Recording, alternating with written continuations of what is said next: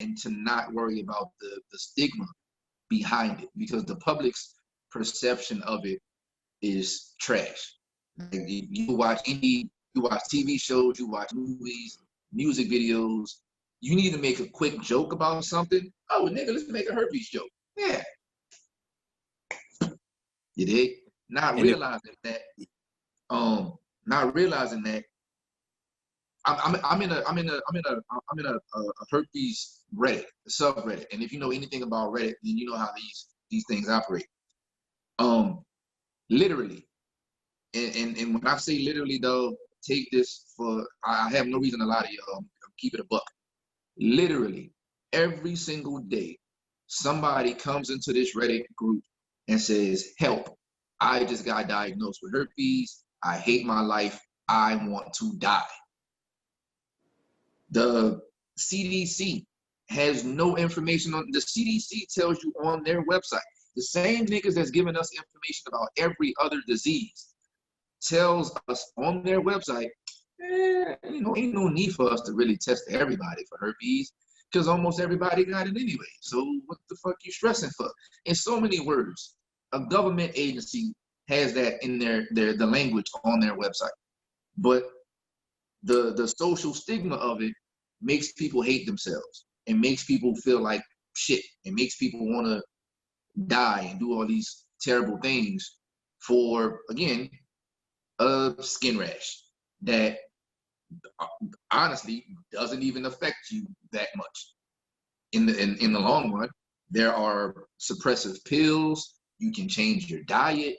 There is no cure, but you can certainly change your diet to make it seem like there's no flare-ups and the shit kind of goes away. So, but being in a kink community, though, really helped me accept that. I was at a point where I really felt lost. I felt hopeless. I felt like I was not going to be able to get into a relationship or a long-term relationship because of that shit. And kink actually helped me get past that. that amazes me, bro. You know, and on the LGBT side of things, HIV gets that same stigma. And I have a couple of friends who are positive, and they, you speak of kind of like a scarlet letter type of treatment. Mm-hmm. And those type of things are very alienating. You find out who's really for you and who's not. And all people ever want to be is respected as humane and human. And Yes. you know that's to get that type of breakthrough is it gives me hope for the world, because you don't expect to see stuff like that, and yet there are still accepting waves of people out there. It was. Yeah. I had, so let's see what happened. This was April this year. For whatever reason, just one night I went to sleep early, woke up, couldn't go back to sleep. So I figured, fuck, I'm gonna grab my laptop, grab my phone. There's tons of things that I've saved, online and whatnot, that I want to go back and read, articles, videos, whatever it is. So I started going through, reading it. I was like, all right, that was nice, that was funny. I don't know how I fixed my Jack and Cokes that night, but I never needed to get to that place again. Them shits were, they were fucking fuego. But whatever it is, sent me down in spiral land. So I'm now on, I'm on my IG stories, putting out that I have herpes and that I hate myself and that at some point I want to kill myself. And I'm on my IG stories with the ugly crying face, the Kanye crying face, all of that. And my IG stories are tied to my Facebook stories. So not only are the people who follow me on IG watching me with this shit, the people who never interact with me on Facebook, who watch stories, are now seeing this shit. And folk be lurking, bro. I mean, goodness gracious. All you gotta do is say the wrong thing, and folk that you never thought were paying attention. God. TJ, though, I'm gonna finish with, I put up a rope video.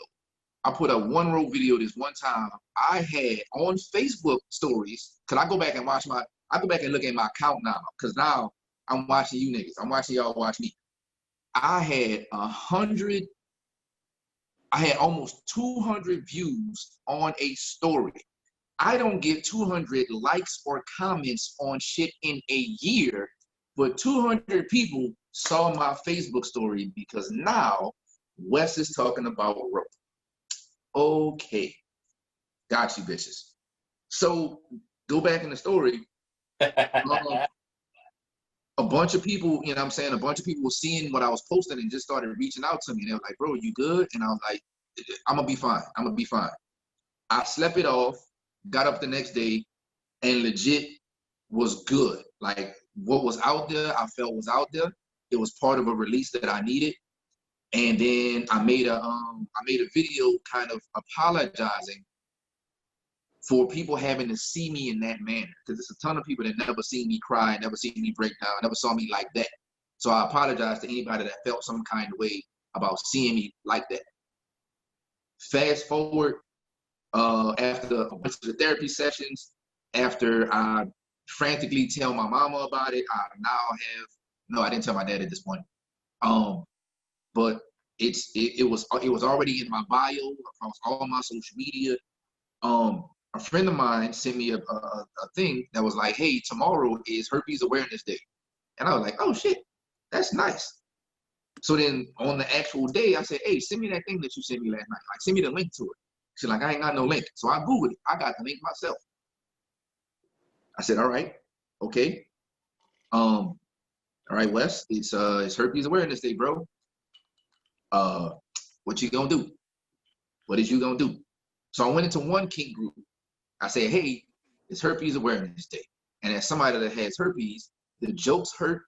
You niggas calling people that have herpes unclean hurts, and all of this shit. Posted that over there. A bunch of people that were in the group that have herpes was like, Wes, thank you for speaking on this. What? You got it? No, they got a girl in that group that live in DC, fine as a motherfucker. She said, thank you, because I have it too. Your fine ass? You? Okay, bet. Would have never knew. So then I'm like, okay, all right. I got good feedback over there. Let's try this somewhere else. So I get in the kink group that I'm in on Facebook. Make the exact same post. I copy pasted everything. Posted it over there. A couple people, one of the girls in the group that I've been flirting with off and on, hit me immediately. Hey, what's your phone number? Call me. Huh? Call. What's good? Yeah, I'm glad you made that post because I got it too. Say word. Okay, bet. All right. I posted it over here. What's next? What else can we do? Post that bitch on IG. Cool. Posted it on IG, linked it to my Facebook, linked it to my Twitter. Now it's out there publicly that everybody knows this is what it is with Wes. People reached out. Dog, the support was fucking tremendous. That helped me and propelled me past the stigma, past everything. I had already had a Google document with links and resources and videos and all of this shit. I had this prepared in case I had ever met a girl and was like, hey, I got herpes. If you need to know something about it, here go this link. I already had all this shit ready. I had that shit ready to go. But on that particular day, none of it mattered. Nothing mattered. Nothing has since mattered. I have, in the kink lifestyle, told people. A girl came to my house one day and I was like, hey, look, I got herpes. She said, okay, all right. We kept talking. By the end of the night, we was fucking. Beautiful. That's a notch, not a notch under my belt, but a notch for my confidence that it did not affect her that way. You dig? Yeah. And that's how I've been moving with it since. In both of the kink groups that I'm in, I'm a joke and clown and bullshit all day, but when it's time for us to negotiate whether or not we're gonna be intimate, hey, this is what it is. And now I'm confident enough to say, this is what it is. If you accept it, cool. If you don't accept it, cool. Before, it was this is what it is. If you accept it, great. If you don't accept it, okay, all right, I guess you're just not gonna accept it then. Fucking whole Eeyore out here. But I'm way past that. I'm Winnie the Pooh when the nigga got honey.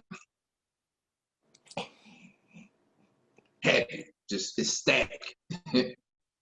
So yeah, You know, that's man, you know, I respect it because, you know, in with my friends that deal with a diagnosis as well, you know, it's interesting how they become advocates by living their own, just by having to live the rest of their life. And you know, they are more safe and communicative and under control than most regular people out there in the first place. It's something, it's something to be respected, because all people really want to do is continue to live the rest of their lives. And and some folk don't want to give up their libidos and their drives, because they have to deal with a diagnosis. And if they're in certain, because of medical advancements, especially with HIV, there's a saying, if you're undetectable, it is untransmittable as well. And so they, you have people that are taking care of themselves, but also it puts them in a position to still continue how they want to live. And it's something, like I said, it's something to marvel at, because on a regular basis, people don't like to. I'm just gonna just be plain. Folk don't like to use protection at all. Nope. And I guess there's a regular assumption that if you're going to consent to doing something, that you're protecting me, even if we don't use protection, that I don't have anything. And that's usually, sometimes that's not true. Right. Yeah. And You make that assumption. You made that assumption that, oh, I don't have anything, so maybe they don't have anything either. But it's unfair. That shit is unfair. And with herpes, man, the stigma is way worse than the diagnosis. Like, I don't get, depending on how my diet, like I went months this year without taking the medicine to prevent an outbreak, because I wasn't having an outbreak. Like, there's no need for me to put that medicine in my body when I'm not having an outbreak. But lately, I've been a lot more sexually active, so I'm on the pill now to make sure that I'm as a purely preventative measure, because herpes is skin to skin. It's not saliva. It's not none of that. It's skin to skin. And there's two primary types. There's type A and type A. Type 1 and type 2. Type 1 primarily is a cold sore, usually prefers the face. Type 2 usually prefers the genitals. However, you can get either one in either place, and it's pure on skin to skin contact. The craziest thing about the shit is, and I have a not a YouTube. I have a link in my document that goes to this Facebook video. One of the ladies on this Facebook video said that they wore condoms. She still got herpes. And that's because, here's the crazy part, genital herpes affects the entire boxer shorts region. So everything that fits in a pair of boxer shorts technically can transmit herpes. And that's the craziest and probably the most scariest thing about it, is that is not just penis and vagina. And the other crazy thing is that I've heard, just from being on Reddit, I've heard stories about people having herpes in their throat, bro. Like, there's ain't no scratch for that. I mean, what can you do? Nothing. So it's in somewhere that you can't reach. that's painful. And imagine having to deal with that. But that's also the most rare and extreme cases of the shit. Everybody doesn't get that.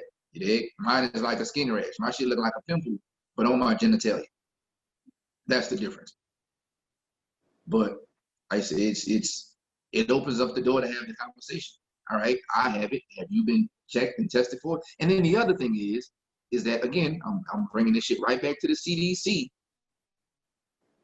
It's not, you have, when you go get an STD panel, you have to ask to get tested for herpes. It's not part of the big three. It's a separate panel. Completely, hey bro, can you test me for everything? Well, all right, well, you know, we test you for everything but herpes. I said everything, my guy, everything. Test me for all of it. Okay. Why are not all the STDs tested all the time if it's such a big thing? Because most of them are bacterial and herpes is viral.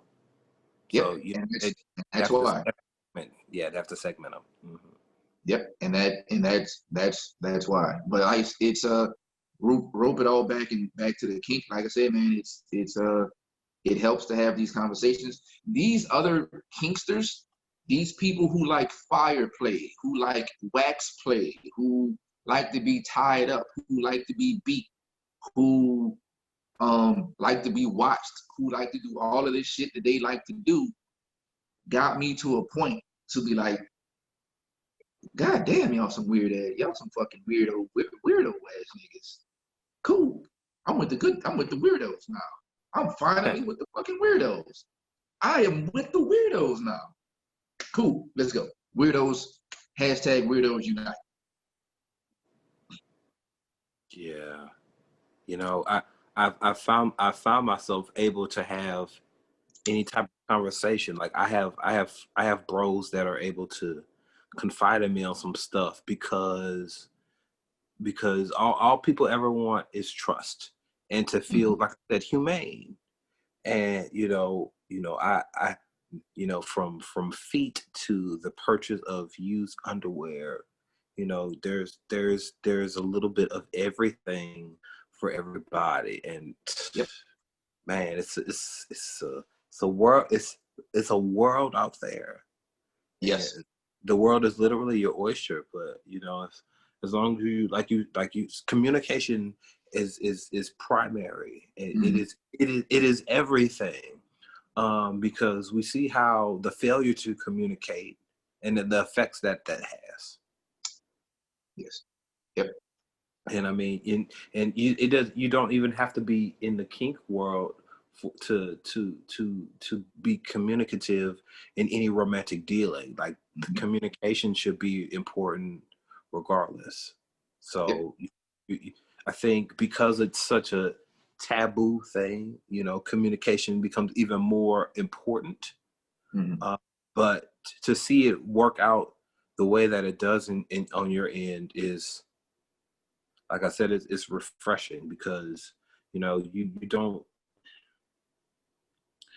don't see it. You see a lot of examples of toxic, and all people are doing is just the regular run of the mill stuff. They trip on the little smallest things.